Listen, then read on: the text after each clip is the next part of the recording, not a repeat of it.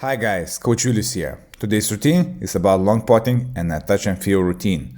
Rules. First, object ball on the spot, cue ball from the kitchen, usual 9-ball breaking position. Second, the cue ball must touch the long rail, short rail and position for another ball close to the middle diamond, which goes to the corner pocket. Third, play lots of backspin, left or right hand side, depending on which side you aim. Fourth, 10 attempts overall, 5 attempts on each side. Grail drill to improve overall technique, timing, cue ball speed control.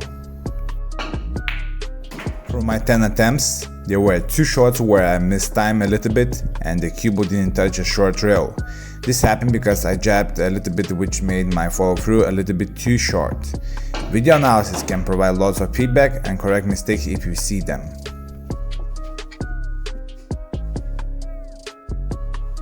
From my experience doing this routine, it clarifies how you have to stroke the ball to get results. Each person could find his stroke which provides him the best outcome. This is great because you got to do what works for you, not somebody else. But one thing must be sure is that you must be smooth and stroke with effortless power. It helps to control cue ball speed very well and of course improves spotting skills.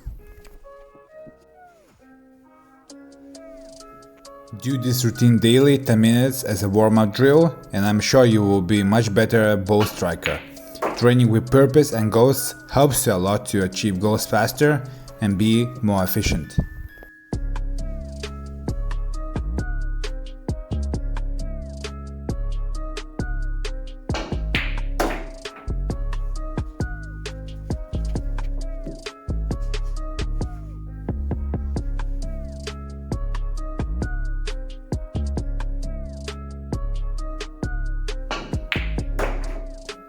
Guys, if you have any questions regarding technique, you are free to ask.